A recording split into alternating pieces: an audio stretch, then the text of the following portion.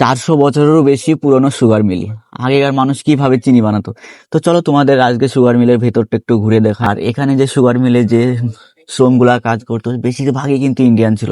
তাদের ইন্ডিয়ান থেকে ধরে নিয়ে এসে এখানে এসে কাজ করাতো। আর এই দেশে 70% পপুলেশনে ইন্ডিয়ান। আর তার কারণ হচ্ছে এইটা যে আমাদের দেশ থেকে মানুষকে ওখান থেকে জোর করে নিয়ে এসে এখানে এসে কাজ করাতো। চলো বন্ধুরা, তোমাদের আজকে ঘুরে দেখাবো এই সুগার মিলটা, যে আগেকার মানুষ কিভাবে এখান থেকে চিনি বানাতো।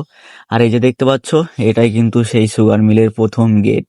আর এটা বাইরে থেকে একতলা মনে হলেও কিন্তু মাটির নিচে আর একতলা ঘর ছিল। আর এটা হচ্ছে সেই গেট, যে মাটির তলায় যে ঘরগুলা ছিল সেখানে যাওয়া। আর মাটির নিচে যে কামরাগুলা ছিল বা যে ঘরগুলা, সেগুলো কিন্তু সবই বন্ধ হয়ে গেছে এখন, অনেক পুরনো, তাই মাটি ভেঙে ভেঙে সব বন্ধ হয়ে গেছে। আর এইগুলা দেখতে পাচ্ছ, এইগুলা কিন্তু যে আখের যে জাল করানো হতো, কাঠের জাল, সেগুলো কিন্তু এখান দিয়ে দেওয়া হতো। সেগুলো ছোট ছোট দেখেছো ফাঁকা করা আছে, এইগুলা দিয়ে কিন্তু আখের জাল হতো। আর এই যে ঘরের গেট ছিল দেখো কতটুকু না, এর ভেতর দিয়েই কিন্তু আখগুলা সব ভিতরে নিয়ে যাওয়া হতো।